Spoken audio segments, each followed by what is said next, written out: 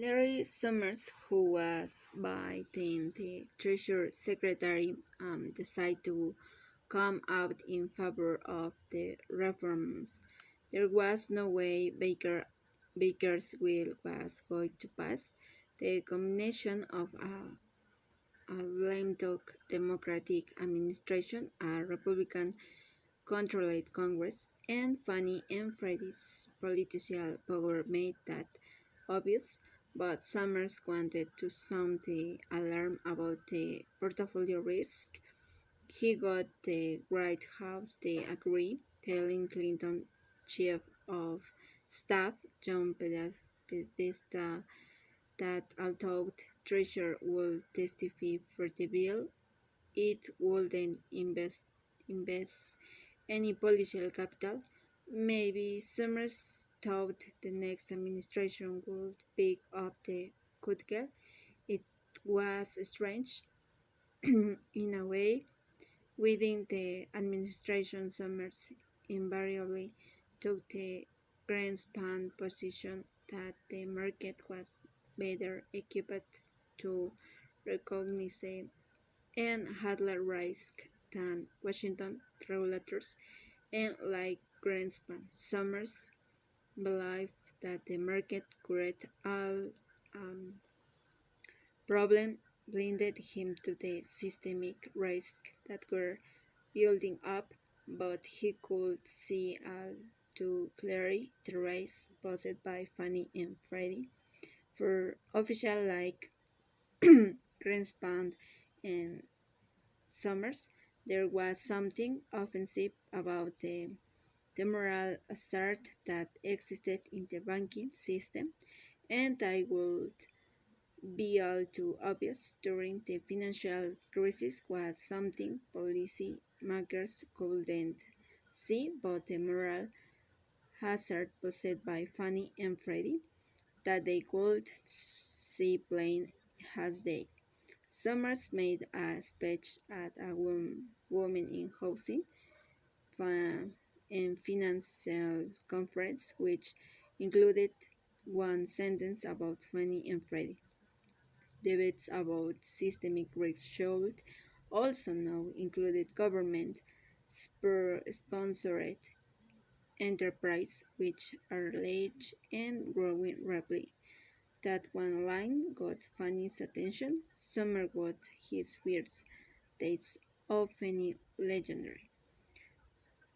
Fanny's by Vice Chairwoman um, James Gorelick called Treasurer to company about the attack. Raines called Summer personally, but expressed outrage. A few months later, it was take your daughter to work day. Summers brought his two daughters.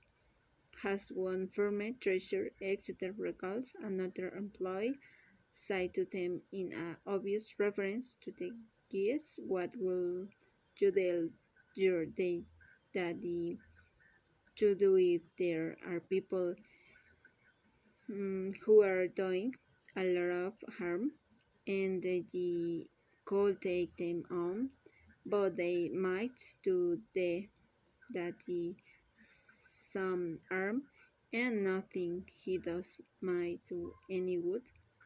Oh, is daddy like Rosberg's? Asked one of Summer's daughters.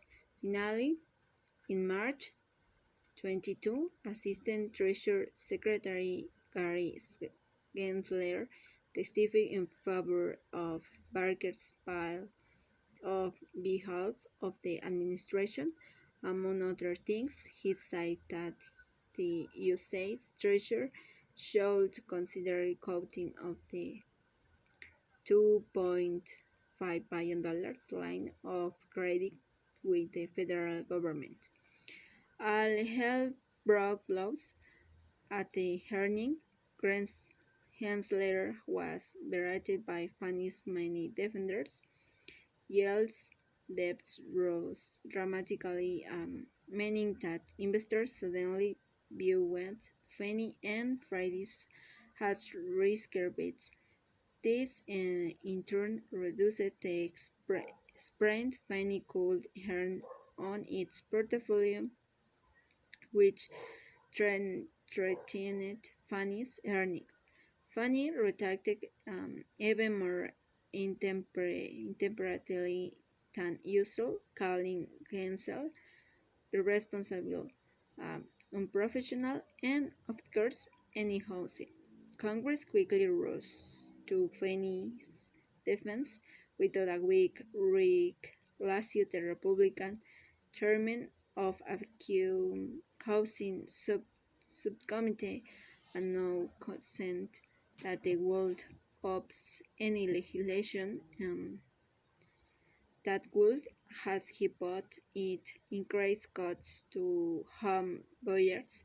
Senate Minority Leader Tom Daschle, Democratic from South Dakota, went on to say that Fannie had done a phenomenal job over the years, and if it broke, don't fix it.